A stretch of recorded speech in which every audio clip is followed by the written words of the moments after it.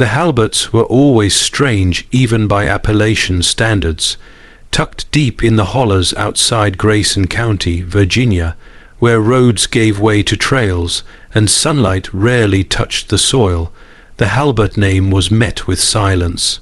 If you asked about them, locals would change the subject, press harder, and you'd get a warning. Ain't none of your business what folks do with their own blood. But the rumors always found a way to speak. Sheriff Tiller returned the next morning with 5 deputies, John Cate, Sealers Row, Otis Barker, Elias Trent, and Caleb Mosley, all good men, all skeptical. The sun hadn't yet risen when they crossed the wooden bridge into Halbert territory. The mist clung to their horses like cobwebs. No birds, no wind, just the sound of hooves on damp earth. The house waited. It hadn't changed, still towering, still silent. The door creaked open with a push. Inside, the candles still burned, wax hung like vines. Portraits lined the walls, same faces, same expressions, but something in their eyes felt different. The group split up. Tiller led Barker upstairs. Cate and Rowe took the cellar. Mosley stayed near the front door, rifle ready. Then they found the hallway, 9 doors, each marked with a name: Ezekiel, Ruth, Abigail, Jeremiah, Tobias, Mercy, Sealers, Jacob, Anna, each sealed with red wax, each cold to the touch, except one, Abigail. Its seal had melted. Tiller and Barker stood before it. The hallway reeked of roses and rot. "Open it," Tiller said. Barker hesitated, then pulled the latch. The door creaked inward. The room was untouched by time. A bed draped in lace, a vanity with silver combs. Dolls lined the shelves, their glass eyes cloudy. In the bed lay a girl, skin pale, hands folded, eyes open. "She's embalmed." Barker whispered, "No." Tiller said, "She's watching." Then the cellar screamed. Tiller bolted, Barker behind him. They found Rowe on the ground, eyes wide, mumbling nonsense. Cate was gone. Rowe clutched at Tiller's coat, whispering, "They're in the walls. They're still here. They never left." A shot cracked upstairs. Mosley, they ran. They found him in the front hall, rifle shaking. "They moved," he breathed. "The portraits, the people in them, they're not there anymore." Tiller turned. The frames were empty, every one, and from the hall of wax, sealed doors, came the sound of latches click. Click, click. One by one, the doors began to open. Whispers of flickering lights in the trees. Organ music carried on the fog. Children daring each other to peek into the Halbert root cellar, where bones were said to be stacked like firewood. And the strangest thing, no one ever saw the Halberts bury their dead. The church house, the story truly begins in 1008, 172. The Civil War had ended 7 years earlier, but its wounds still festered. Union and Confederate soldiers alike had trampled through these hills, and the scars remained in the land, in the families, in the silence. The Halberts owned 400 acres of mountain soil, pine forest, and rock. Their patriarch, Ezekiel Halbert, returned from the war with sunken eyes and wagons full of strange cargo. Some claimed he'd been a Confederate quartermaster. Others said he'd made deals in the shadows. What he brought back, no one ever knew for sure. But soon after, the house began to rise, 3 stories tall, 12 gables, a bell tower that pierced the canopy, dark oak hauled from Kentucky, stained glass windows from Germany. Locals called it the church house, though no preacher ever crossed its threshold. Ezekiel had 8 children, not one married, not one left the mountain. The youngest, Abigail, was said to be beautiful, but no one saw her after her 16th birthday. The Halberts rarely came into town. When they did, it was only one of the boys, quiet and pale, carrying a list and paying in heavy gold coins. They never bartered, never spoke unless necessary, and in 50 years not a single obituary was published in the Grayson Gazette for a halberd. No deaths, no funerals, no graves. That's why if Amos Tiller rode up the mountain, he'd had enough of the rumours, and when 3 hunters vanished on halberd land, silence was no longer an option. He saddled his horse at dawn and rode into the mist. The trail narrowed to a tunnel of pine. The deeper he rode, the quieter the world became. Then he saw it, the house. It rose from the hillside like something grown, not built. Dark, wide, watchful. The stained glass shimmered in the early light, casting blood, coloured patterns on the ground. No one came to greet him. He knocked. The door opened. A man stood there, shirtless despite the cold. Gaunt, silent, his eyes were pale like river stones. "I'm here to speak with Ezekiel Halbert," Tiller said. The man turned without a word and vanished into the dark. Tiller stepped inside. The air was thick with dust, wax, and something coppery. The hall was lined with portraits, stern faces in black, eyes too lifelike to be paint. Candles flickered in sconces, their flames unmoving. Ezekiel sat in a throne, like chair beside a cold fireplace, a blanket over his knees, and a stare sharp enough to cut glass. "Tiller," he said, "come to trespass. I'm here because people are missing. 3 men last seen near your woods." Ezekiel smiled. "The mountain's always taken what it needs. That's not an answer. It's the only one you'll get." Tiller glanced down the hallway behind Ezekiel. 9 doors, each marked with a name, each sealed with red wax, all silent except one. From behind it came the sound of breathing. Tiller left with more questions than answers, but he would return. And next time he would bring 5 deputies. The house came alive, not with light, not with voices, but with presence. The temperature dropped. The air turned thick, suffocating, as though the house were inhaling.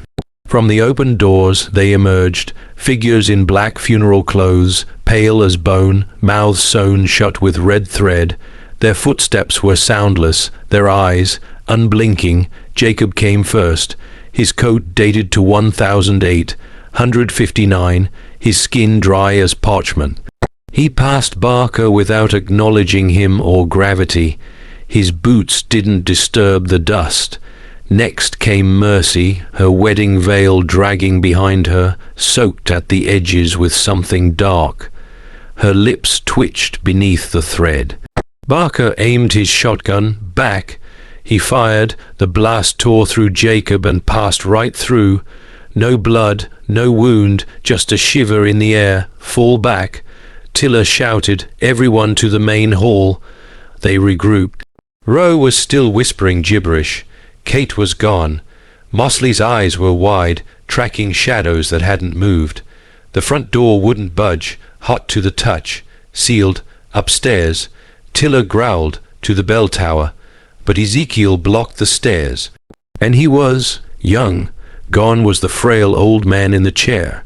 In his place stood a man of 30, eyes blazing like fire in a hearth. "You came to witness," he said. "Now you understand. What are they?" Tiller demanded. Ezekiel smiled. "They are remembrance, the unforgotten." Mosley screamed as Anna reached out, just brushed his arm. He turned to dust. No scream, just collapse. The others fired. Bullets passed through. Flames from lanterns licked the walls. Tiller grabbed the bell rope. He yanked it hard, once, twice, 3 times. The bell rang and everything stopped, frozen. Even Ezekiel flinched. "You don't know what you've done," he hissed. "I've ended it." Tiller snapped and threw his lantern into the velvet curtains. The fire caught fast. The house screamed, not the people. The house, it bellowed like a thing alive. Walls swelled and cracked. The stained glass exploded outward in showers of color and heat. They ran, through smoke, through darkness, through something that felt like memory itself trying to pull them back. Only 3 emerged from the woods. Tiller, Barker, and Rowe silent forever. Behind them the Halbert house burned, and when the fire died there was nothing left. No ashes, no beams, just an empty patch of steaming earth. Cher, if Amos Tiller never spoke of that night again. He told the mayor the house burned in an accidental fire. No bodies, no foul play, just a collapsed structure deep in the woods. The case was closed, but no one in Grayson believed it, because after that night the land changed. The clearing where the Halbert house once stood never cooled. For weeks steam rose from the earth. Nothing grew there, not even weeds. Hunters stopped going near it. Dogs whined and refused to follow. Birds flew around it. Then came the dreams, first among the deputies. Otis Barker woke at midnight gasping for air, claiming he saw Abigail watching him from the foot of his bed. Rose scratched symbols into the walls of his cabin. Spirals, names, wax seals, they weren't alone. Locals whispered about lights returning to the woods, the sound of distant bells at night, and worse, the graves. Old family plots on the edge of Halbert land were found dug up.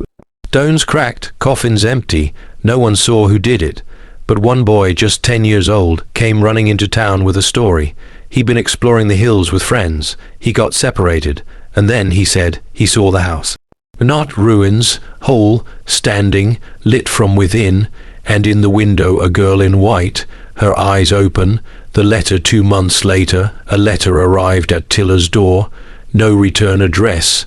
A single sentence written in black ink. Not buried, not broken, only waiting. Tiller burned it. But the next morning, a gold coin rested on his windowsill. One of the same coins the Halberts used to pay with. He left it. It disappeared.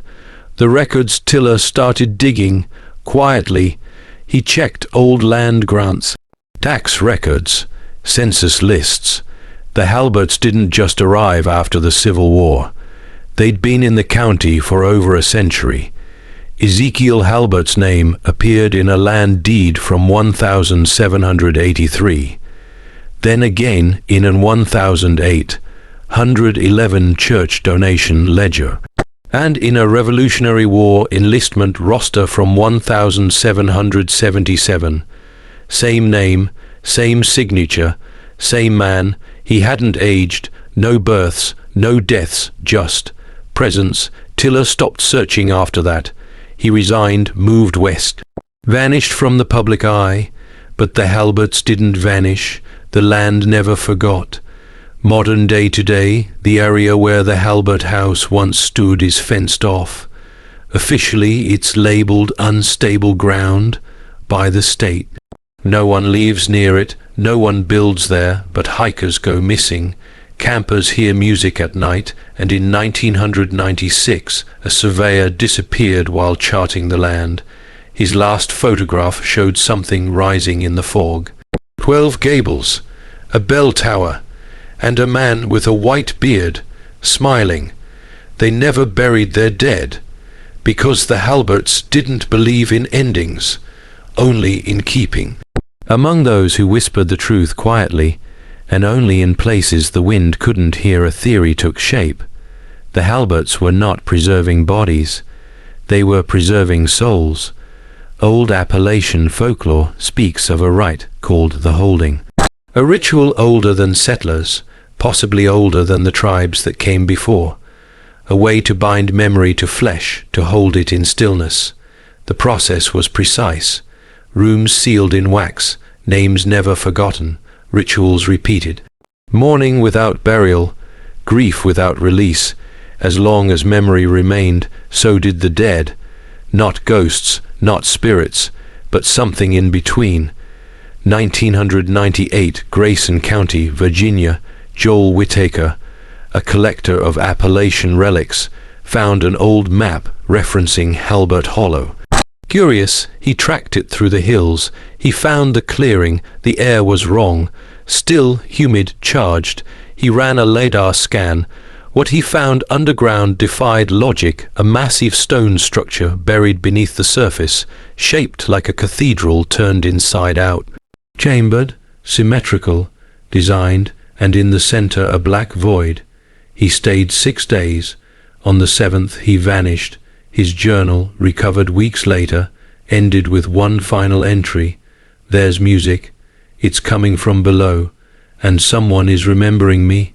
His drone captured a final image, the clearing, the fog, a house rising where no house should be, and in the doorway, a girl in white, eyes wide open. Epilogue, the family that remembers. Some families die, some pass quietly into history, but not the Halberts. They chose to stay, out of fear, out of madness, or love, twisted, possessive, eternal love, for their blood, for each other, for memory itself. They remembered, they recorded, they sealed, and in doing so, they created a lineage that would never rot, never fade, never die. Not ghosts, not alive, just waiting. Echoes of evil listener notes.